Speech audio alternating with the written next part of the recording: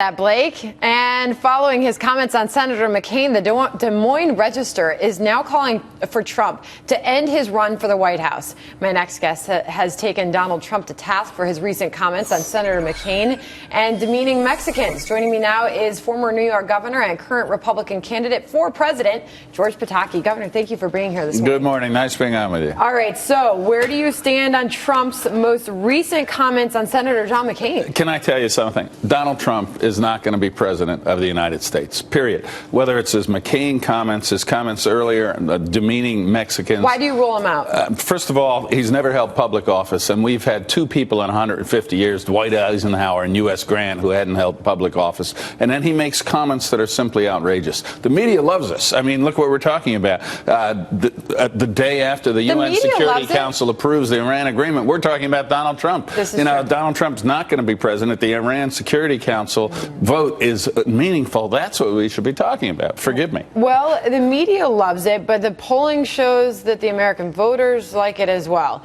Now, you're in this race, and we've got another GOP contender jumping in today as well. The bench is deep, Governor. I think that's a great thing. It is? I think it's a great thing for the country, a great thing for the party. It's July of 2015. The election is November of 2016. And I've had people come up to me and say, what's going on? Normally, this is 3 or 4 months before the election, not a year and 3 or 4 months before the election. People will have a chance to make their case. People will rise up, drop out. And Donald Trump, I think, has disqualified himself. He's a celebrity. The media loves him. But ultimately, he is not going to be president of the United States. So do you think that he's been a bad thing for the Republican Party, considering most GOP candidates are having to respond to his comments? I do. In particular, I think the Republicans... Because you're sitting there talking about it right now. Yeah. And I think the Republicans who did not stand up to his comments about Mexicans are going to regret it next year. I mean, it's one thing to stand up for an icon, a war hero, John McCain. Everybody did that.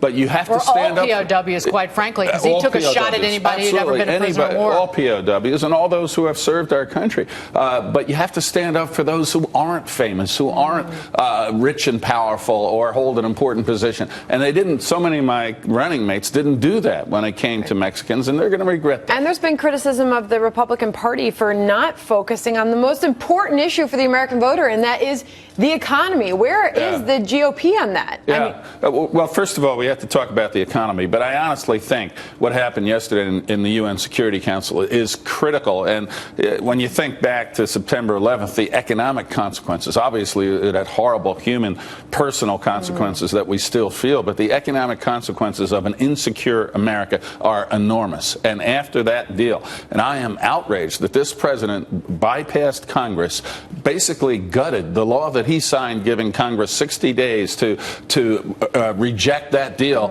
and 7 different UN sanctions, decades of work by presidents since Bill Clinton are out the window regardless of Congress has done. That's an outrage. And ultimately, when our security is at risk, it affects our economy. Governor, and yet everyone's still focused on Trump. In a perfect world, it would be about the issues. Yeah. How do you intend to get the American public back on the issues here? When you're out on the hustings, when you don't have the cameras there, and sadly I don't get that many cameras when I'm out on the hustings because they're all with Trump or Hillary or someone else, people care about the issues. Yep. They care about jobs. They care about the fact that we've had one of the weakest recoveries ever since a terrible recession. They care about, the fact that we are now having great relations with Cuba, but we have hard relations with our ally Israel. And it's like a bad Saturday Night Live skit when the president, when 4 Marines who are put their lives on the line for our country are murdered in the United States, the Marines are told, well, you can't wear your uniform in the United States. But I think that's a disgrace. But I think that Trump does touch on the issues to defend why he is popular among Americans.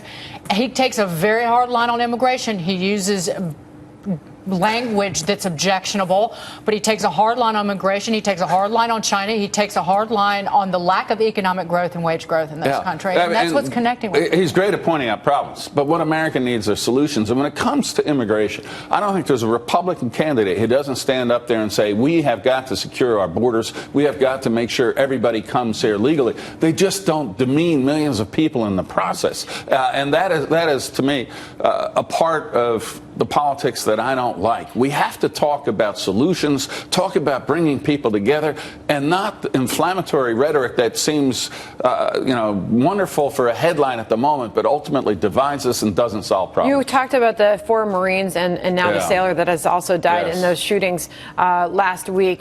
Do you should military men and women in this country be armed? Absolutely. It is a despicable surrender to radical Islam here when this president goes to our Marine recruiters in response to this and says, don't wear a uniform and keep your blinds drawn. This is absurd. They should have arms. Every military person in uniform in this country should be allowed to carry an arm. I'll tell you, I'll feel a lot better if I see a Marine in a uniform with a gun on his side than if I do seeing this strong, solid guy knowing he could be a target and can't defend himself. By the way, my son was a Marine in Iraq, so I am. Well, we thank you for his service and your family's service. All right, Governor Pataki, full of energy. Love your passion.